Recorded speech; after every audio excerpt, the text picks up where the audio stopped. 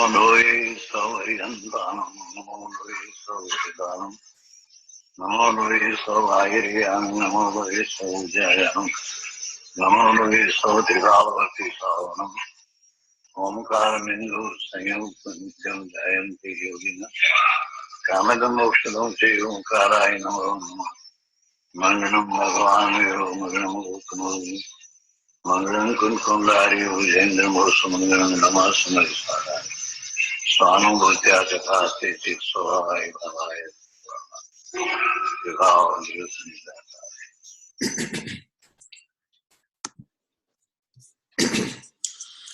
ઓમ નમો લોય સર્વત્રિકાવર્તિ અનંતાણમ ઓમ નમો લોય સર્વત્રિકાવર્તિ સિદ્ધાણમ ઓમ નમો લોય સર્વત્રિકાવર્તિ આર્યાણમ ઓમ નમો લોય સર્વત્રિકાવર્તિ ઉજ્જાયનમ ઓમ નમો લોય સર્વત્રિકાવર્તિ સામણમ ઈશો પંચ નમુકારો સર્વ પાવપણાસુ મંગલાંચ સર્વસિંહ પરમં હોય મંગલમ ઓમકારં બિંદુ સંયુક્તમ નિત્યં ધ્યાયન્તિ યોગિનઃ કામદં મોક્ષદં ચૈવ ઓમકારાય નમો નમઃ સમય સારાય સ્વાનુભૂત્યા ચિકાસતે સ્વભાવાય ભાવાય સર્વભાવાંતરચિતે અજ્ઞાનતિમિરંધાનાં જ્ઞાન અંજનશલાકયા ચક્ષુન્મિલિતં તસ્મૈ શ્રી ગુરુવે નમઃ તીર્થંકરો જગતના જયવંત વર્તો ઓમકારનાદ જિનનો જયવંત વર્તો જિનના સમો શરણ સૌ જયવંત વર્તો ને તીર્થચાર જગમાં જયવંત વર્તો નમો એ તીર્થનાયક ને નમો ઓમકારનાદ ને ઓમકાર સંભર્યો તેને નમો તે શ્રી કુંદ કુંદને અહો ઉપકાર જિનવરનો કુંદન ધ્વનિ દેવનો જીન કુંદ ધ્વનિ આજ્ઞા અહો તે ગુરુ કાનનો અહો તે ભગવતી માતનો ધ્રુવ અચલ ને અનુપમ ગતિ પામેલ સર્વે સિદ્ધને વંદે કહું સુત કેવલી ભાષિત આ સમય પ્રાપ્ત અરે હું એક શુદ્ધ સદા અરૂપી જ્ઞાન દર્શનમય ખરે કઈ અન્ય તે મારું જરી પરમાણુ માત્ર નથી અરે નેત્ર તેમજ જ્ઞાન નથી કારક નથી વેદ કરે જાણે જ કર્મોદય નિર્જરા બંધ તેમજ મોક્ષ ને ઓમ નમઃ સિદ્ધેભ્યો ઓમ નમઃ સિદ્ધેભ્યો ઓમ શ્રી શુદ્ધાત્માને નમઃ.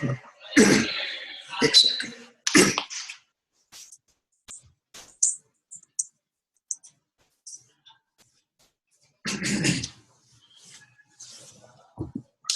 તો આપણે 50 લેટ્સ સી શેર સ્ક્રીન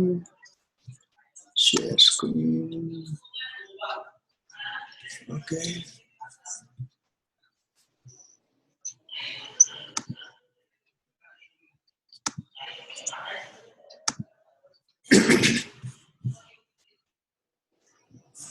તો આપણે પંચાસ્તિકાની ગાથા ચાલે છે. તો આજે કઈ તારીખ થઈ છે? એક સેકન્ડ. આજે ડિસેમ્બર 10 ફ્રાઈડે થર્સડે અને આપણો પંચાસ્તિકાનો સ્વાધ્યાય ચાલે છે. તો એના પર 40મી ગાથા પંચાસ્તિકાની ચાલે છે. તો આપણે એના પર આગળ વધીએ કે ક્યાં સુધી આપણે આવ્યા હતા. આપણે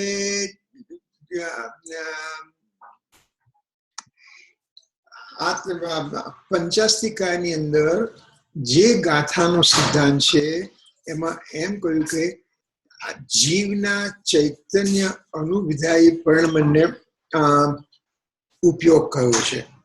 એટલે ઉપયોગની ડેફિનેશન આપી અને ઉપયોગ એટલે શું એ કહ્યું. તો એમાંથી કેટલા પ્રિન્સિપલ નીકળે છે આપણે જોયું છે. તો એની અંદર જે પ્રિન્સિપલ નીકળ્યા, દ્રવ્ય ગુણ પર્યાયનો પ્રિન્સિપલ નીકળે છે. પછી ત્યાર પછી આપણે ક્રમબદ્ધ પર્યાયનો પ્રિન્સિપલ નીકળે છે. ત્યાર પછી એમાંથી અનેકાંતનો પ્રિન્સિપલ નીકળે છે. અને એવી રીતના આપણે બધા જોયા છે પોઈન્ટ બધા. હવે 5મો સિદ્ધાંત છે કે જ્ઞાનનું સ્વ પર પ્રકાશકપણું. એ સિદ્ધાંત આમાંથી બહાર પડે છે. જ્ઞાનનું સ્વપ્ર પ્રકાશકપણું એટલે કે જ્ઞાનની એક એવી અસાધારણ, જીવની એક અસાધારણ ગુણ છે જેને ચૈતન્ય ગુણ કહો અથવા તો જેને ઉપયોગ કરો, જેને જ્ઞાનની પર્યાય કહી. એ જ્ઞાનનું અસાધારણપણું છે. અસાધારણપણું એટલે બીજા કોઈ પણ આત્માના ગુણોમાં એવું નથી, અને બીજા કોઈ છ દ્રવ્યમાં કોઈની અંદર જાણવા પણ નથી. પણ આ જે જાણવાનું છે એ જાણવાનું સ્વ અને પર પ્રકાશકપણું બંને સાથે થાય છે. નિયમ સ્વામી 159 ગાથાની અંદર જ્ઞાનનું સ્વ પર પ્રકાશકપણાની વાત કરવામાં આવી છે. તો એના ઉપરથી આપણે થોડું જોઈએ કે જ્ઞાનના સ્વ પર પ્રકાશકપણાનો સિદ્ધાંત કઈ રીતે આમાંથી નીકળે છે. તો આપણે જોઈએ કે જ્ઞાન સ્વ અને પર બંનેને જાણે છે. જ્ઞાનનું કાર્ય સ્વને જાણવું અને પરને જાણવું એમ બંનેને જાણવાનું કાર્ય છે. એ તો આપણે સમજી ગયા. પછી ઉપયોગ એ જ્ઞાયકને, વિકલ્પને અને વિકલ્પના વિષયો એ બધાને એક સાથે જાણે છે. તો સ્વપર પ્રકાશકપણું એટલે શું થયું? ઉપયોગ એટલે કે જ્ઞાનની એક સમયની પર્યાય જીવના ચૈતન્ય અનુવિધાયી પરિણમને ઉપયોગ કયો. એટલે કે જ્ઞાનની એક સમયની પર્યાયનો ઉપયોગ કયો. એ જ્ઞાનની પર્યાયે જ્ઞાયકને પણ જાણ્યો, ત્રિકાલી જ્ઞાયકને જાણ્યો એટલે કે સ્વને જાણ્યું, અનંત ગુણોને પણ જાણ્યું એટલે સ્વને જાણ્યું, અને વિકલ્પને અને વિકલ્પના વિષયો એ બધાને એકી સાથે જાણે છે. વિકલ્પને એટલે કે જ્યારે મારી અંદર વિકલ્પના બે અર્થ થાય છે. વિકલ્પ શબ્દના બે અર્થ થાય છે, આપણે ખ્યાલમાં રાખવું પડે. જ્યારે આપણે જનરલી વિકલ્પની વાત થાય, જ્યારે વિકલ્પની જ્ઞાનના સંબંધની અંદર જ્યારે વાત થાય, મને વિકલ્પ થાય છે, મને વિચાર આવે છે, મને આવો વિકલ્પ આવ્યો, એમ જ્યારે આપણે કહીએ છીએ તો એ વિકલ્પ એટલે જ્ઞાન ગુણની એક સમયની પર્યાય, જેને ઉપયોગ આપણે કહીએ છીએ. તે જ વખતે ચારિત્ર ગુણની વિપરીત પર્યાયથી આત્મામાં રાગ દ્વેષ થાય છે. એ જ વખતે શ્રદ્ધા ગુણની વિપરીત પર્યાયથી વિપરીત શ્રદ્ધા થાય છે. તો વિપરીત શ્રદ્ધા થવી, રાગ દ્વેષ થવા અને ઉપયોગ થવો.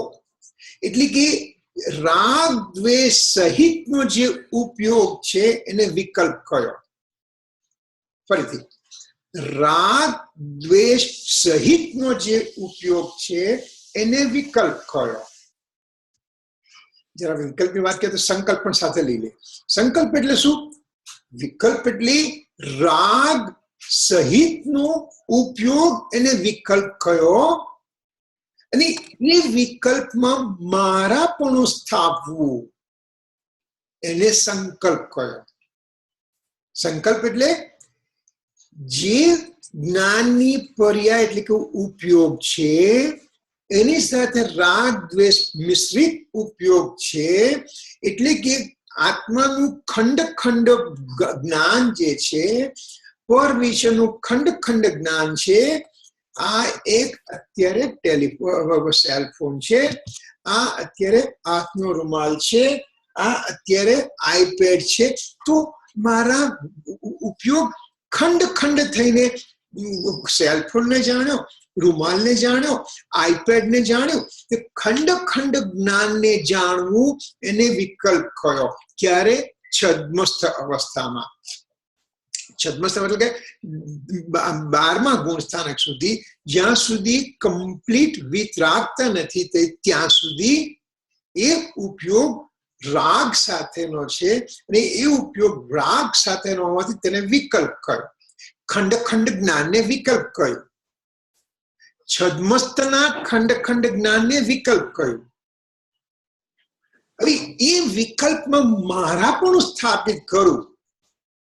હું હોશિયાર છું, હું સશક્ત છું, હું વૃદ્ધ છું, હું જુવાન છું, હું રૂપાળો છું, હું કાળો છું, એ મારા પણ મેં સ્થાપિત કર્યું શરીરમાં, ત્યારે એને સંકલ્પ કર્યો.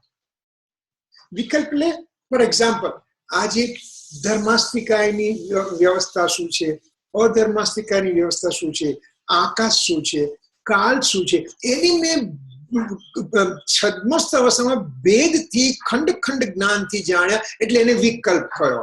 એને વિકલ્પ કયો. એટલે એ વિકલ્પને અને વિકલ્પના વિષયોને, વિકલ્પનો વિષય કયો થયો કે આ ધર્માસ્તિકા છે, આ અધર્માસ્તિકા છે, આ આકાશ છે, આ કાળ છે, હું શરીર છું, હું વિચાર કરું છું, હું કોઈનું સારું કરી શકું છું, હું કોઈનું, એવા જે વિકલ્પ આવ્યા એના જે વિષયો છે, એના જે પૂતગલના વિષયો છે, એ બધાને એક સાથે જાણવું એનું નામ જ્ઞાનનું સ્વપર પ્રકાશકપણું. વિકલ્પ એટલે છદ્મસ્તને રાગ દ્વેષની અવસ્થામાં જે ખંડ ખંડ જ્ઞાન થાય છે તેને વિકલ્પ કયો. હવે એ વિકલ્પ એ પહેલી ડેફિનેશન થઈ, જે જનરલ ડેફિનેશન આપણે વાપરીએ છીએ, અને એ વિકલ્પની આ રીતની આપણે ડેફિનેશન લેવાની છે. હવે વિકલ્પનો બીજો અર્થ પણ થાય છે, એ આપણને ખ્યાલમાં રહેવો જોઈએ. વિકલ્પનો બીજો અર્થ કયો છે? તો કે જ્ઞાનનો સ્વભાવ જ સવિકલ્પ છે. જ્ઞાનનું જાણવાનું ભેદાભેદથી છે. જ્ઞાનનું જાણવું એ પોતાના પર્યાયનું પોતાનું સ્વરૂપ છે. એટલે એને સવિકલ્પ ઉપયોગ કયો. સવિકલ્પ એટલે જ્યારે સિદ્ધ ભગવાન છે, જ્યારે અરિયંત ભગવાન છે, જ્યારે એમને લોકાલોકનું જ્ઞાન થાય છે, તે વખતે પોતાના આત્માનું સંપૂર્ણ જ્ઞાન છે, એની સાથે લોક અલોકનું ભેદ અને અભેદથી પણ જ્ઞાન છે. એટલે જે ભેદથી જ્ઞાન છે કે ત્રણ કાળના ત્રણ સમયોની છ દ્રવ્યોની પર્યાયોને જાણવું, એ જે ભેદથી જાણવું એને પણ સવિકલ્પ કયો. કેમ કે જ્ઞાનનો મૂળભૂત સ્વભાવ છે સવિકલ્પ. એટલે જ્યારે સવિકલ્પ શબ્દ વાપરવામાં આવે ત્યારે જ્ઞાનનો મૂળભૂત ભેદાભેદથી જાણવાનો સ્વભાવ છે એમ કહેવામાં આવ્યું.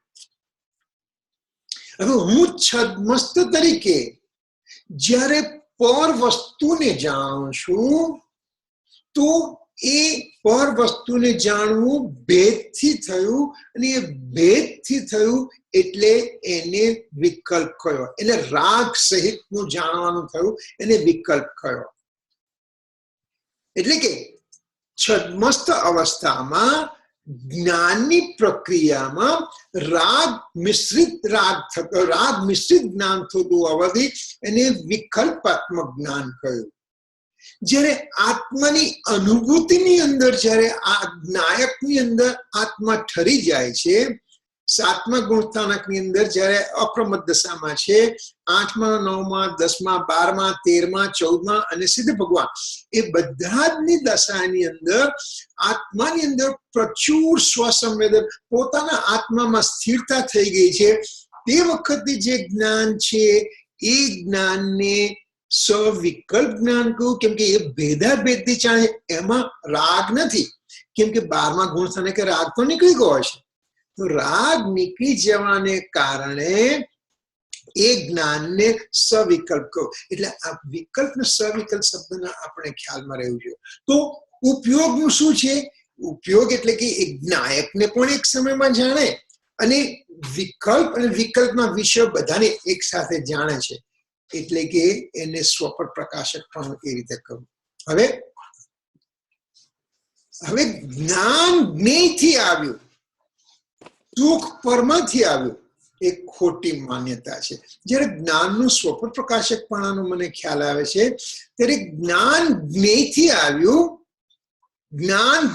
આવ્યું, એ જે મારી માન્યતા છે, એટલે કે સામે આ પદાર્થ છે, એ પદાર્થ છે એટલે મને જ્ઞાન થયું, જ્ઞેયથી જ્ઞાન થયું.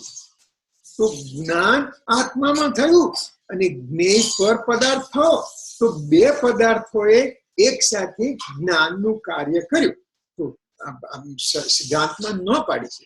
કે ના, એક પર્યાયમાં એક સમયે એક જ પ્રક્રિયા થાય અને એનું કરતા કર્મપણું એ પર્યાયને આશ્રિત છે. કરતા કર્મ પર્યાયને આશ્રિત છે એટલે શું કે જ્ઞાનની પર્યાયમાં જ્ઞાને સ્વતંત્રતાથી પોતે પોતાની પર્યાયને જાણી. ફરીથી એના માટે એક આપણે એ લઈએ, આપણે ગયા વખતે લીધેલું, આઈ થિંક, લેટ્સ સી આમાં છે કે નહીં. Hold it one second. હા, આના પછી આવે છે I think. Okay okay, let's take that one. બીજી સ્લાઇડ લઈએ ત્યારે, પછી વિલ કમ બેક. તો જ્ઞાન કઈ રીતે થાય છે, જ્ઞાનની પ્રક્રિયા શું છે એ આપણે સમજીએ. કે જ્ઞાન પહેલા તો આત્મદ્રવ્ય છે, એની અંદર આત્મદ્રવ્ય છે, એમાં જ્ઞાન ગુણ છે અને જ્ઞાન ગુણની એક સમયની પર્યાય છે, જેને આપણે અરીસા રૂપે જોઈએ છે. જ્ઞાનની પર્યાય અરીસાની જેમ છે, એટલે એને જ્ઞાનની પર્યાય એટલે જેને આપણે ઉપયોગ કહીએ. ચૈતન્ય એટલે કે જ્ઞાન ગુણ, ચૈતન્ય અનુવિધાયી જીવ દ્રવ્યના પરિણામન જ્ઞાનની પર્યાય, એનો ઉપયોગ કરો. એટલે કે અત્યારે આ જે અરીસો છે એને આપણે ઉપયોગ કહીશું. હવે એ ઉપયોગની અંદર આ સમયે પોતે પોતાથી, પોતાની સ્વતંત્રતાથી, પર્યાયની સ્વતંત્રતાથી, પોતાના ષટકારકથી જ્ઞાનની પર્યાયમાં જ્ઞાનાકાર થાય છે. તો એની અંદર જ્ઞાનાકાર મોર રૂપે થયું. આખી પ્રક્રિયામાં હજી સુધી આપણે જોઈએ છીએ તો શું થયું છે, આખી પ્રક્રિયાની અંદર જોઈએ છે તો આખા આત્મદ્રવ્યની અંદર આ વસ્તુ થઈ છે. આત્મદ્રવ્યની બહાર નથી, સ્વચતુષ્ટયમાં થઈ છે. દ્રવ્ય ક્ષેત્ર કાળ ભાવ જે આપણે વાત કરી ગયા હતા, દ્રવ્ય ક્ષેત્ર કાળ ભાવની બહાર થતું નથી. એટલે આ આખી પ્રક્રિયા આત્માની અંદર થઈ છે. પણ મોર સામે છે કે નહીં? હે, પહેલા તો પ્રક્રિયા ક્યાં થઈ આપણે આટલું જોવાનું છે અત્યારે, કે એ મોરનું પ્રતિબિંબ. પણ એ પ્રતિબિંબ કોણે કર્યું?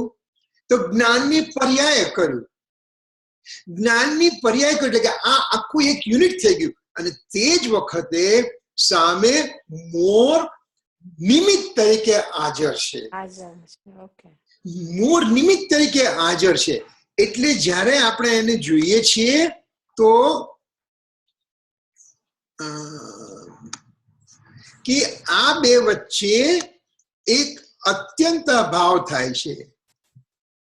બંને ટોટલી સેપરેટ છે. આ બાજુ મોર છે, આ બાજુ મોરનું પ્રતિબિંબ છે. મોરનું પ્રતિબિંબ પડ્યું આત્મદ્રવ્ય, એની જ્ઞાન ગુણ અને એની પર્યાયમાં આત્માનું મોરનું પ્રતિબિંબ પડ્યું. એ પ્રતિબિંબ જે પર્યાયમાં થયું એ પર્યાયની સ્વતંત્રતાથી થયું, જ્યારે સામે મોર નિમિત્ત તરીકે હાજર છે. આ જે પર્યાય છે મોરની પર્યાય, મોરનું પ્રતિબિંબ, એ અનાદિથી અનંતકાળ સુધી પર્યાયનો જે પ્રવાહ જાય છે, આવી રહ્યો છે, એમાં આ સમયે મોરનું પ્રતિબિંબ પડશે એ નક્કી હતું. એની ક્રમવર્તી પર્યાય નક્કી હતી, એની ક્રમબદ્ધ પર્યાય તે વખતે નક્કી હતી. તો સામે કોણ ઊભું છે? નિમિત્ત તરીકે મોર ઊભો છે. મોરે શું કાર્ય કર્યું? અરે આ તો જે પર્યાયમાં છે એ તો સ્વતંત્રતાથી એનું નક્કી થયેલું કાર્ય છે, તત્સમયની પર્યાયની યોગ્યતા. આ વખતની પર્યાયની યોગ્યતા પ્રમાણે એમાં મોરનું પ્રતિબિંબ પડવાનું છે, બસ એટલું નક્કી છે. તો સામે મોર જે છે એ પોતે ત્યાં નિમિત્ત તરીકે હાજર છે. હવે આ જે આમાં મોરનું પ્રતિબિંબ પડ્યું તો મને મોરનું પ્રતિબિંબ પડ્યું, તો મારામાં મોરનું પ્રતિબિંબ પડ્યું, મારામાં મોરનું પ્રતિબિંબ પડ્યું, તો એ મોરનું પ્રતિબિંબ જોવા હું જઉં છું હવે અત્યારે. દાખલા તરીકે એક સરોવર છે, અમાસની રાત છે, આકાશમાં અનંત તારાઓ છે, તારાઓનું પ્રતિબિંબ પાણીની અંદર પડ્યું છે, શાંત સરોવરનું પાણી છે, એમાં તારાનું પ્રતિબિંબ પડે છે. તારાનું પ્રતિબિંબ આ તારા છે, આ તારા છે, આ તારા છે એમ કહ્યું, તો એ તારાને પકડવા માટે હું પાણીમાં જઉં છું. તો પાણીમાં જો તો મને શેનો અનુભવ થયો? તારા મળ્યા મને? તો કે નહીં. મને શેનો? તો કે એક પાણીની શીતળતાનો મને અનુભવ થયો. એવી રીતે આ જયારે મોરનું પ્રતિબિંબ જયારે હું કહું છું, ત્યારે હું આત્માની અંદર ડૂબકી મારું છું અને એ પ્રતિબિંબ ક્યાં છે એ જોવા જઉં છું. જયારે આત્મામાં ડૂબકી મારું છું, જયારે આ આખા દ્રવ્ય ગુણ પર્યાય સહિતનો પ્રમાણનો આત્મા છે એમાં ડૂબકી મારું છું, ત્યારે મને ખાલી અતિન્દ્રિય આનંદની અનુભૂતિ છે. એમાં મોરનું પ્રતિબિંબ કેવું કશું જ મને દેખાતું નથી. એટલે કે આ જે વસ્તુ છે એમાં સ્વતંત્રતાથી કાર્ય થાય છે. સ્વતંત્રતા એટલે કે દ્રવ્યથી પણ જુદું, ગુણથી પણ જુદું, પર્યાય પોતાના ષટકારકથી, પોતાની સ્વતંત્રતાથી આ રીતે અત્યારે પરિણમી છે. એટલે કે એ પર પ્રકાશક પણ થયું. એ પર પ્રકાશ. એટ ધ સેમ ટાઈમ તે જ વખતે આત્મા દ્રવ્યનું પણ પ્રતિબિંબ આમાં પડે છે. આત્માના અનંત ગુણોનું પ્રતિબિંબ પણ આમાં પડે છે પર્યાયમાં. તો એ જે આત્માના દ્રવ્ય અને ગુણનું પ્રતિબિંબ જે પડવું, પ્રતિબિંબ પડવું, એને સ્વપ્રકાશક પણ કહ્યું. એટલે કે એક જ સમયે થાય ને, એક જ સમયની અંદર થયું ને. એક જ મારી પાસે એ સ્લાઇડ બીજી કઈ જગ્યાએ છે, અત્યારે શોધવામાં વાર લાગશે, પણ એ જ વસ્તુ આ આત્મા છે, એ જ આત્માનું અહીંયા પ્રતિબિંબ પડે છે મારી અંદર, કે આત્માનું આ રીતે મારી અંદર પ્રતિબિંબ પડ્યું છે. તો આત્માનું પ્રતિબિંબ પડ્યું છે અને મોરનું પ્રતિબિંબ પડ્યું છે. એ બંને એક સાથે સ્વ પર પ્રકાશકપણું સાથે ચાલુ છે. એટલે કે 17 ગાથાની અંદર જેમ કહ્યું કે આબાલ ગોપાલ સર્વેને આત્માની અનુભૂતિ સમય થઈ રહી છે. એટલે કે આ સમયે આ પર્યાયની અંદર આત્માનું પ્રતિબિંબ એટલે આત્માની અનુભૂતિ છે. તો મને કેમ અનુભૂતિ નથી થતી? મને કેમ એકલો મોર દેખાય છે ને આ દેખાતું નથી? એવું કહેવાય કે મોરનું પ્રતિબિંબ સપાટીની ઉપર જેમ સમુદ્રની સપાટી પણ એટલે પર્યાય થઈ ને એમાં તો પણ એમ નહીં, પણ ઉપર હોય અને આત્મા અંદર ડીપ હોય એવું ખરું ના? એ એક દાખલો છે, એની અંદર એ દાખલાની અંદરથી કન્ફ્યુઝ થવાની જરૂર નથી. કેમ કે પ્રતિબિંબ સપાટી પર તું અંદર જાય તને શું મળે છે? આત્માનો અતિન્દ્રિય આનંદ મળે છે. પાણીમાં જાય છે તો તારા દેખાય છે તો કે આત્માની પાણીની શીતળતાનો અનુભવ થાય છે. પાણીનું જે મૂળભૂત ગુણ છે એની મને અનુભૂતિ થાય છે. જ્યારે આત્માની અંદર ડૂબકી માર્યું ત્યારે એક અખંડ આત્માનું અતિન્દ્રિય જ્ઞાન અને અતિન્દ્રિય આનંદની મને અનુભૂતિ થાય છે. એટલે કે આ જે પર્યાય જે છે એ ક્ષણિક છે. એક્શન પર્યાયમાં થાય છે, દરેક કાર્ય પર્યાયમાં થાય છે. ગુણ અને દ્રવ્ય તો કુટસ્થ છે, એમાં કશું થતું નથી. ખાલી પર્યાયની અંદર કાર્ય થયું. તો પર્યાયે શું કર્યું? આજે એક દીવો છે, એ દીવાએ રૂમને પ્રકાશિત કર્યો. હવે દીવાને પ્રકાશિત કરવા માટે મારે બીજો દીવો લાવવો પડે, બરાબર ને? તો કે ના, જે દીવો આખા રૂમને પ્રકાશિત કરે છે એ દીવો પોતાને પ્રકાશિત કરે છે. જે દીવો આખા રૂમને પ્રકાશિત કરે છે એટલે કે મોરને પ્રકાશિત કરે છે, એ જ દીવો, એ જ જ્ઞાનની પર્યાય આત્માને પોતાને પણ પ્રકાશિત કરે છે. એટલે સ્વ પ્રકાશક પણ આ રીતે થયું. ત્યારે સામે મોરની હાજરી છે, પણ એ જ્ઞેય તરીકે છે. નિમિત્ત તરીકે છે. તો જ્ઞેયનું જ્ઞાનમાં કાર્ય થતું નથી. જ્ઞેયથી જ્ઞાનમાં કાર્ય થાય છે એમ નથી. આ જ્ઞેય છે એના કારણે જ્ઞાનમાં જ્ઞાન થયું કે એમ નથી. આ જે જ્ઞાન થયું એટલે શું થયું કે આ જે જ્ઞાનની પર્યાયની અંદર મોહ ઝળક્યો અને પોતાનો આત્મા ઝળક્યો. તો જ્ઞાનની પર્યાયે એટલે કે આ જે અત્યારે જ્ઞાનની પર્યાય છે એને પોતે પોતાની અંદર થતા પ્રતિબિંબને પોતે જાણ્યું. ફરીથી જે સમયે સ્વ પર પ્રકાશક પણ થયું, આ સ્વ થયું પ્રકાશક, આ પર પ્રકાશક થયું. જે સ્વ પર પ્રકાશક થયું, જે સ્વ પર પ્રકાશક થયું એ પોતે પોતાની રીતે પોતાના સત્કારકથી સ્વતંત્ર રીતે પરિણમન થયું કે જેની પર્યાય અનાદિથી અનંતકાળ સુધી ફિક્સ હતી. આ ક્રમ પ્રમાણે જે પર્યાય આવી એ કદાપી આવવાની નથી અને કદાપી આવશે પણ નહીં. એ સ્પેસિફિક પર્યાય અત્યારે પોતાના સત્કારકથી ઉત્પન્ન થઈ. એની અંદર સ્વનું પ્રતિબિંબ પડ્યું, પરનું પ્રતિબિંબ પડ્યું. તો જ્ઞાનની પર્યાયે અત્યારે હાલની જ્ઞાનની પર્યાયે જે પ્રતિબિંબ પડે છે, જે સ્વનું પ્રતિબિંબ પડે છે, પરનું પ્રતિબિંબ પડે છે, એ પ્રતિબિંબને જાણવાનું કાર્ય જ્ઞાનની પર્યાયે કર્યું. જ્ઞાનની પર્યાયે આને નથી જાણ્યો, જ્ઞાનની પર્યાય આને નથી જાણ્યો.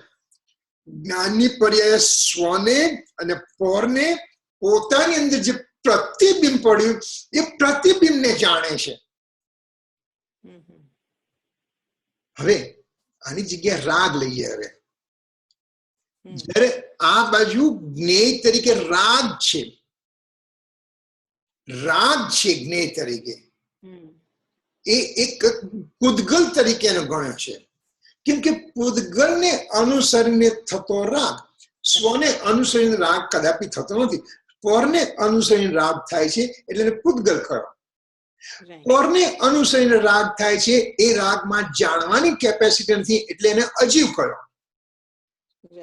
તો એને જ્ઞેય કહ્યું, અજીવ કહ્યું, પૂદગલ કહ્યું રાગને.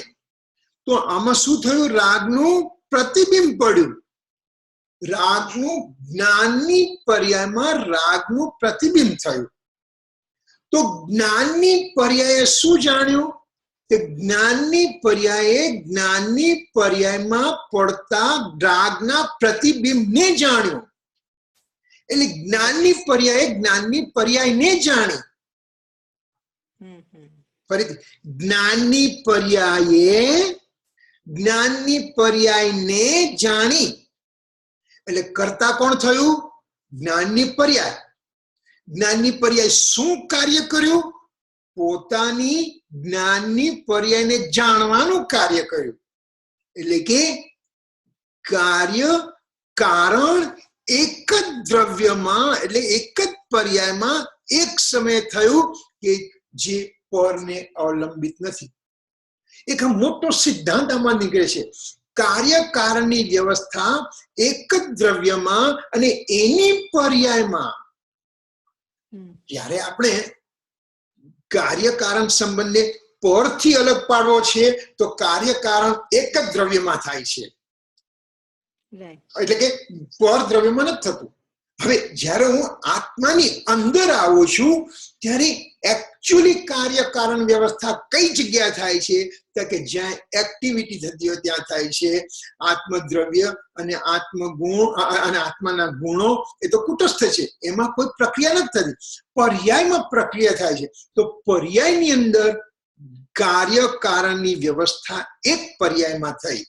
એ પર્યાયની સ્વતંત્રતાનો ઢંઢેરો પીટાવે છે. જો એક સમયની પર્યાયની સ્વતંત્રતા હોય તે એવી અનંતી પર્યાયને ધરબાઈને પડેલો જે શુદ્ધ આત્મદ્રવ્ય છે, જે જ્ઞાનની પર્યાય છે, એ જ્ઞાનની પર્યાયની કનામાંથી આવી?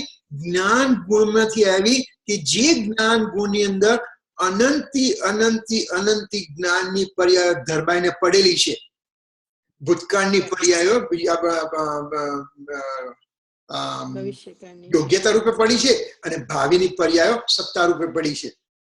એ એક સમયની જ્ઞાનની પર્યાયની અંદર જે સ્વતંત્રતા થઈ, કાર્યકારણની વ્યવસ્થાની સ્વતંત્રતા થઈ, તો એ એવી એક પર્યાય, એવી અનંતી પર્યાય એક જ્ઞાન ગુણની અંદર પડેલી છે. એવો જ્ઞાન ગુણ, એવા અનંત ગુણો આત્માની અંદર પડેલા છે. એવા અનંત ગુણનો ધણી એ આત્મદ્રવ્ય છે. કેટલી મારી મહત્તા થઈ ગઈ, કેટલી મારી પ્રશંસા થઈ ગઈ. હું આત્મદ્રવ્ય, આટલો મોટો ધણી, આટલું બધું કાર્ય કરવા વાળો ધણી. તો એમ જયારે થાય છે ત્યારે મારા પરમાંથી મારી બુદ્ધિ હટતી જાય છે, સ્વમાં મારી બુદ્ધિ ઠરતી જાય છે. એટલે કે સ્વ પર પ્રકાશકપણાનો સિદ્ધાંત આપણે અચૂક સમજવો જ પડે. જ્યાં સુધી એ સિદ્ધાંત ન સમજ્યું ત્યાં સુધી કારણ કાર્યની વ્યવસ્થા ખબર પડતી નથી. કારણ ક્યાંની વ્યવસ્થા ખબર પડતી નથી એટલે હું ગોથા ખાયા કરું છું. પર દ્રવ્યથી મારામાં કાર્ય થાય છે, પરથી મને જ્ઞાન થાય છે, પરથી મને જ્ઞાન થાય છે, જ્ઞેયથી મને જ્ઞાન થાય છે, રાગથી મને જ્ઞાન થાય છે. નહીં, રાગથી મને જ્ઞાનની પર્યાય જ્ઞાનથી જ્ઞાનમાં કર્યું ત્યારે રાગ એની અંદર નિમિત્ત તરીકે હાજર ઉભો હતો. કૂતરો છે, કૂતરો અત્યારે એક હાડકું ચાવી રહ્યો છે અને હાડકાની અંદરથી એને અણીદારથી, હાડકાની અણીથી, પેલેટમાંથી અને તાળવામાંથી જે લોહી નીકળે છે એ લોહીનો એને સ્વાદ આવે છે. કૂતરો શું માને છે? માન્યતા. શું માને છે? આ મીઠો ટેસ્ટ હાડકામાંથી આવે છે. ખરેખર મીઠો ટેસ્ટ ક્યાંથી આવે છે? પોતાના બ્લડમાંથી આવે છે. તો જ્ઞાનની પર્યાયને અનુભૂતિ શેની છે? પોતાની જ્ઞાનની પર્યાયની છે. અજ્ઞાનીજી શું માને છે? જ્ઞેયથી મને જ્ઞાન થયું, આ લોહીનો ટેસ્ટ છે ને એ પરમાંથી મને આવ્યો. નહીં, જ્ઞેયથી જ્ઞાન નથી, જ્ઞાનથી જ્ઞાન છે. તે વખતે જાણનારો જણાય છે, તે વખતે જ્ઞેય ત્યાં નિમિત્ત તરીકે હાજર છે. આ એક મોટો પ્રિન્સિપલ જે છે એ આપણે લીધો અને હવે આગળ જોઈએ કે સ્વ પર પ્રકાશકપણીમાં શું આવ્યું હતું કે હું સ્વથી છું ને પરથી નથી. એટલે નહીં, એ તો અનેકાંતનો સિદ્ધાંત અજ્ઞાત સ્વભાવ. ઉપયોગ એ જ્ઞાતને, વિકલ્પને, વિકલ્પ બધાને એક સાથે જાણે છે. અચ્છા, જ્ઞાન જ્ઞેયથી આવ્યું, સુખ પરમાંથી આવ્યું, એ ખોટી માન્યતા ઠરી. આપણે જે સ્લાઇડ જોઈએ એના બધી ખબર પડે કે જ્ઞાન જ્ઞેયથી આવ્યું એ નકામ, ખોટી માન્યતા છે મારી. તો સાચી વસ્તુ શું? જ્ઞાન જ્ઞાનમાંથી જ આવ્યું, સુખ ચારિત્ર ગુણમાંથી જ આવ્યું. જ્ઞાન જ્ઞાનમાંથી આવ્યું, સુખ ચારિત્ર ગુણમાંથી આવ્યું. જ્ઞાનની પર્યાય જ્ઞાન ગુણમાંથી આવી, સુખની પર્યાય ચારિત્ર ગુણમાંથી આવી. એ જ્ઞાન ગુણની પર્યાય અને સુખ ગુણની પર્યાય પણ એનો અભાવ છે એકબીજામાં. જ્ઞાન ગુણની પર્યાયનું ડિપેન્ડન્સી જ્ઞાન ગુણ છે અને સુખની પર્યાયનું ડિપેન્ડન્સી ચારિત્ર ગુણ છે. સુખનું ડિપેન્ડન્સી જ્ઞાન પણ નથી અને જ્ઞાનની પર્યાયની ડિપેન્ડન્સી ચારિત્ર ગુણ પણ નથી. બંનેની સ્વતંત્રતા છે. એટલે જે સ્વતંત્રતાનો ગુરુદેવે 45 સુધી ઢંઢેરો પીટાવ્યો, દ્રવ્ય સ્વતંત્રની સકળતા જગમાહી ગજાવન હારા, એ રીતે જે આપણા ગુરુદેવે આપણને સમજાવ્યું છે એનાથી આપણને ઘણી રાહત છે, આપણને સમજ પડે છે. જો એક વખત સમજ પડી છે તો મારી પરિણતિમાં એ આવશે કે મને કઈ પ્રતિકૂળ સંજોગો હતા, એ સંજોગોથી મને પ્રતિકૂળતા છે કે મને મારા પોતાની આકુળતાથી પ્રતિકૂળતા છે? મારા ચારિત્ર ગુણની વિપરીત પર્યાયથી જે દુઃખ મને થયું એ આકુળતા મને થઈ, એ એનું કારણ હું પોતે છું. ચારિત્ર ગુણમાંથી અનાકૂળ સુખ થવાને બદલે આકુળતા જે ઉત્પન્ન થઈ એ ચારિત્ર ગુણમાંથી પોતે આવી. જ્ઞાનમાંથી જે અજ્ઞાન થયું એ જ્ઞાનમાંથી પોતે અજ્ઞાન પોતે કર્યું. પર્યાય પોતાની સ્વતંત્રતાથી આ બધું કર્યું. એ આપણે પર્યાય સ્વતંત્રનો ઢંઢોરો આવ્યો. મારે કાર્ય માટે મારે પુરુષાર્થ કરવો પડશે. પર મને મદદ નહીં કરે, પર નિમિત્ત તરીકે હાજર છે. જે કાર્ય જે સમયે જે કાળે થવાનું છે, એક સમયે એ કાર્ય થાય ને થાય, અને એ પર્યાયને નરેન્દ્ર, નાગેન્દ્ર કે દેવેન્દ્ર કે તીર્થંકર ભગવાન પણ બદલવાના પ્રયત્ન કરી શકે નહીં. એક સમયની એક પર્યાયને ખસેડવાનો મારો કન્ટિન્યુઅસ પુરુષાર્થ ચાલે છે, એ અવળો પુરુષાર્થ છે, એ ખોટો પુરુષાર્થ છે, એ હું ખોટી વસ્તુ કરી રહ્યો છું. તો મારે એમાં ખ્યાલ રાખવું પડે કે મારે પુરુષાર્થ શાનો કરવાનો છે. મારે પુરુષાર્થમાં મારું દ્રવ્ય સ્વતંત્ર છે, દ્રવ્યની અંદર પર્યાય સ્વતંત્ર છે. એક સમયની પર્યાય પોતાના ક્રમબદ્ધ પ્રમાણે આવ્યા કરે છે. એટલે જે મારી પર્યાય બુદ્ધિ છે, હું પર્યાયમાં કંઈ કરી દઉં, હું પર્યાય ફેરવી દઉં, તો કરી શકે એમ નથી. ભગવાન પણ એ પર્યાયને ફેરવી શકે એમ નથી. જો ભગવાન એ પર્યાયને ફેરવી શકે એવા હોત તો ઋષભદેવ ભગવાનને ખબર હતી કે મરીચી જે અત્યારે ખોટા પંથે છે, જે મિથ્યાત્વનો ગાઢ મિથ્યાત્વમાં પડેલો છે, એ મરીચી 24મો તીર્થંકર થશે એક ક્રોડાક્રોડી સાગરોપમ પછી. તો જો ઋષભદેવ ભગવાનની અંદર પણ એ પર્યાય બદલવાની તાકાત હોય તો મરીચીને ત્યાં મહાવીર ના બનાવી દે. તે જ સમયે ભગવાન પણ એ પર્યાયને બદલવા માટે અસમર્થ છે. એવી રીતે હું મારી પર્યાયને બદલી ન શકું. જે પર્યાય છે ક્રમબદ્ધ આવે છે એનો સ્વીકાર કરું તો પર્યાયમાંથી મારી બુદ્ધિ હટી જાય છે અને મારી બુદ્ધિ સ્વ પર ઢળે છે. સ્વ પર જ્યારે બુદ્ધિ ઢળે છે તો એમાંથી ઉત્પન્ન થતી પર્યાય શુદ્ધ પર્યાય છે. અને તે વખતે તીર્થંકર ભગવાન જોયું કે તાની સમ્યક દર્શનની પર્યાય ત્યાગ થવાની છે. તો મારો પુરુષાર્થ શું કર્યો? મેં પર્યાય તરફથી દ્રષ્ટિ હટાવી લીધી, પર તરફથી દ્રષ્ટિ હટાવી લીધી, રાગ તરફથી દ્રષ્ટિ હટાવી લીધી. મેં મારા ત્રિકાળી ધ્રુવ પર દ્રષ્ટિ કરી તો એમાંથી ઉત્પન્ન થતી પર્યાય શુદ્ધ પર્યાય જ થશે. મારે કોઈ પર્યાય બદલાવાની જરૂર નથી. ઉપાદાન મારું જ છે. હું જ મારું કાર્ય હું પોતે કરી શકું છું. કોઈ મારું કાર્ય કરી શકતું નથી. એ મારે એક તૈયાર. હા, એમાં નિમિત્ત છે અને સારું નિમિત્ત પણ છે. દેવશાસ્ત્ર ગુરુ નિમિત્ત છે, દેવશાસ્ત્ર ગુરુ નિમિત્ત છે.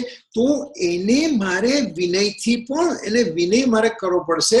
પણ તે વખતે મને ખ્યાલમાં રહેવું પડે કે ઉપાદાનથી ઉપાદાનમાં કાર્ય થયું છે ત્યારે નિમિત્ત તરીકે નિમિત્તની હાજરી છે. બસ મારા ઉપાદાનથી મારા શુદ્ધ સ્વભાવનું અનુભૂતિનું જયારે કાર્ય થાય છે ત્યારે સામે દેવશાસ્ત્ર ગુરુ નિમિત્ત હાજર છે ને છે. મારે નિમિત્ત શોધવા નહીં જવું પડે.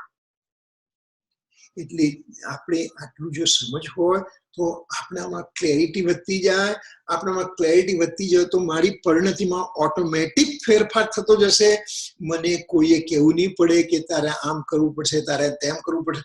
મને મારા પોતાના સ્વભાવની અંદર જવા માટે શું કરવું પડે એની જ કન્ટિન્યુઅસ જ્યારે એનું વિચાર ચરણી ચાલતી હોય, એનો વિકલ્પ ચાલતા હોય, એનું એ જ તત્વ નિર્ણય ચાલતો હોય તો એને એ રીતના જ નિમિત્ત સામે આવીને ઉભા છે.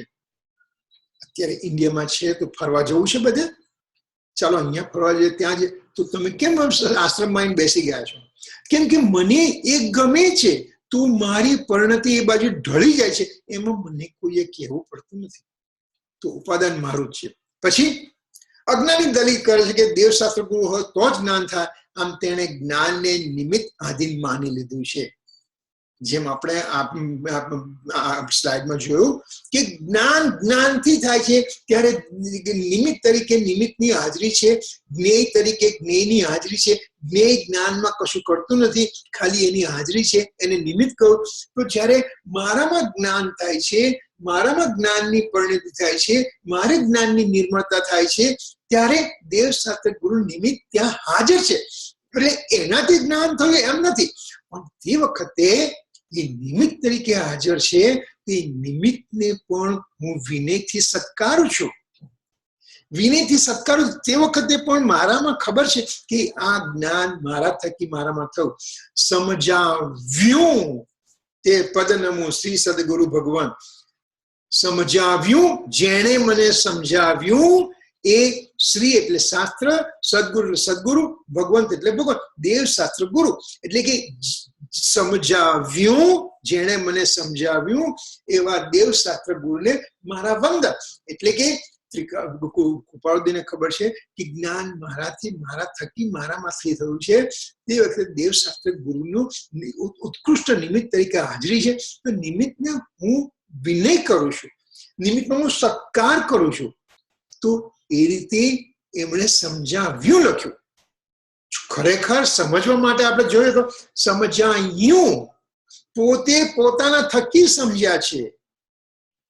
એટલે એ રીતે આપણને ખ્યાલ રાખવો પડે કે નિમિત્તને આદરણીય રાખવું પડે, નિમિત્તને વિવેક આપવો પડે, નિમિત્તનો સત્કાર કરવો જોઈએ. પણ નિમિત્તથી ઉપાદમાં કાર્ય નથી થતું, એની મારામાં સમજ નક્કી ચોક્કસ હોવી જોઈએ. તો આ રીતે જ્ઞાનનું સ્વપટ પ્રકાશકપણું છે, જેને આપણે અત્યારે આ સ્લાઇડ આખી જોઈએ એટલે એમાંથી ખબર પડે છે કે જે વ્યવહારને શું કહે છે કે આત્મા રાગનો જાણનાર છે. આ મોરની જગ્યાએ રાગ મૂકીએ, આપણે રાગ મૂકીએ. કેમ રાગ મૂક્યો? પર પદાર્થ તરીકે કેમ રાગ મૂક્યો? જ્ઞેય તરીકે કેમ રાગ મૂક્યો? પહેલા તો રાગ પરના નિમિત્તે થાય છે એટલે પર કહ્યું. રાગની અંદર જ્ઞાનની કેપેસિટી નથી એટલે એને અજ્ઞાન કહ્યું, એને અજીવ કહ્યો, એટલે એને પૂદગલ કહ્યો. એટલે કે જ્યારે મારી સ્વભાવની દ્રષ્ટિથી જોઉં છું, જ્યારે હું મારા પોતાના શુદ્ધ નિશ્ચય નહીંથી જોઉં છું, તો રાગ પર છે. ભલે થાય છે મારામાં. હાથમાં મને ગુમડું થયું છે, ગુમડું થયું છે. કોને ગુમડું થયું છે? મને થયું છે. મારી અંદર, મારા શરીરની અંદર ગુમડું થયું છે. તો એની પ્રોપર્ટી મારી જ છે. પણ એ રાખવા લાયક છે? તો કે ના, એને એન્ટીબાયોટિક આપો, ડાક્ટર પાસે જાઓ, એને સર્જરી કરાવો, અને કાઢો કાઢો કાઢો કાઢો જલ્દી. મારામાં થાય છે, મારી પ્રોપર્ટી, એને કાઢો. એટલે કે પર છે. એ રાગ મારામાં થાય છે, મારી વિકૃતિ છે. એ વિકૃતિ છે, એ વિકૃતિને કાઢવાની છે. એટલે રાગ પર થઈ ગયો. હવે એ પરથી મને જ્ઞાન થયું. હું રાગને જાણનારો છું, એમ મેં કહ્યું. હું આ મોરને જાણનારો છું, હું રાગને જાણનારો છું. એટલે કે રાગ છે એટલે મને જ્ઞાન થયું, મોર છે એટલે મને જ્ઞાન થયું. તો એને અત્યારે આપણે વ્યવહાર નહીં કહીશું. કેમ કે જ્ઞાનની પ્રક્રિયામાં તો જ્ઞાનની પર્યાયમાં થતા પ્રતિબિંબને જાણ્યું. તો સ્વતંત્રતાથી આત્માએ પોતાની પર્યાયમાં પોતાની સ્વતંત્રતાથી પોતાને જાણ્યું. ત્યારે રાગ સામે નિમિત્ત હતો. તો જ્ઞાનની પર્યાયે રાગને જાણ્યો, તો એ પણ ખોટું થશે. અને જ્ઞાન રાગને કારણે થયું, એ પણ ખોટું થશે. તો કે સાચું શું? તો કે જ્ઞાનની પર્યાયે જ્ઞાનાકારને પોતાની કેપેસિટીથી જાણ્યું, જેમાં રાગનું પ્રતિબિંબ હતું. એ એક નિશ્ચયને થશે. તો આનો આપણે ખ્યાલ રાખીએ. આનો આપણે જો ખ્યાલ રાખીએ તો આપણું કાર્ય થઈ જાય, અને તો આપણે આગળ વધી શકીએ. આ વસ્તુ બેઝિક પ્રિન્સિપલ મને સમજમાં પડવી જ જોઈએ. ન પડે ત્યાં સુધી હું ગોથા કરી. અનાદિકાળથી હું રખડ્યો છું. શુભ ભાવ કરતા કરતા કરતા કરતા 9મી ગ્રહવેગ સુધી ગયો છું. નિગોદનો જીવ પણ એક સમયે શુભ ને અશુભ ભાવ કરે છે. હું પણ શુભ ભાવ કરું છું. તો એમાં મેં મોટી ધાડશું મારી નિગોદના જીવે કરી છે, મેં પણ કર્યું. અને એ પણ 9મી ગ્રહવેગ જેટલા પુણ્યનું પણ મેં બંધન કર્યું. શું થયું? મારું કાળનું ચક્ર, મારું સંસારનું ચક્ર ચાલુ રહ્યું. તો સંસાર ચક્રથી જુદા થવા માટે મારે હું કોણ છું, ક્યાંથી થયો, શું સ્વરૂપ છે મારું, ખરું કોના સંબંધે વળગણા રાખવું, કઈ પડ્યું, એનું મને યથાર્થ જ્ઞાન થવું જોઈએ. યથાર્થ જ્ઞાન થઈને એનું વાગોળું છું, એની અંદર હું મસ્ત થઈ જાઉં છું, એની અંદર નિધિધ્યાસન કરું છું. અને એમ કરતા કરતા કરતા યથાર્થ જ્ઞાનની અંદર રહેતા રહેતા રહેતા એ જ વિકલ્પ રહે. હું આત્મા છું. વિકલ્પ એટલે રાગ સહિતનો વિકલ્પ છે. હજી અને એવી એક ધન્ય પડે એ રાગ સહિતના વિકલ્પમાંથી હું નિર્વિકલ્પ દશામાં જઈશ, આત્માની અનુભૂતિ થશે, એને સમ્યક દર્શન કહું. તો આ સમ્યક દર્શન પ્રક્રિયા થાય. તો આ 40મી ગાથામાંથી આટલા બધા જુદા જુદા ન્યાય નીકળે છે. તો આપણે અત્યારે પૂરું કરીએ. આપણે અત્યારે 9 વાગી ગયા છે. તો આગળ પછી નેક્સ્ટ વીક લઈશું. Any question?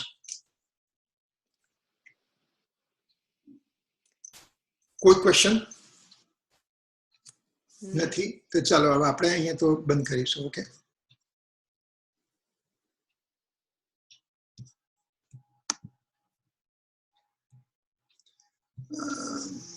ओके. जावाणी के ज्ञान से सूझे लो कालो, सोवाणी मस्तक नो सदा देत हूँ डो. न बनाऊं कम.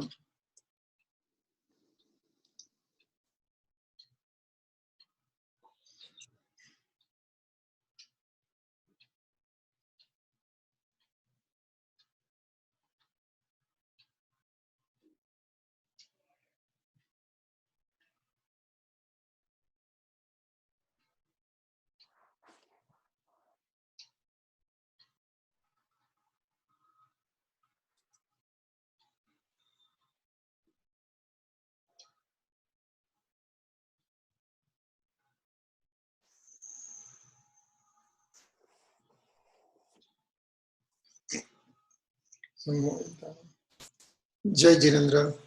જય જિનેન્દ્ર. તમે ક્યારે નીકળો છો કિરીટભાઈ? एक सेकंड, मैंने पेलू रेकॉर्डिंग बंद करा दो. Okay, 1 second hold.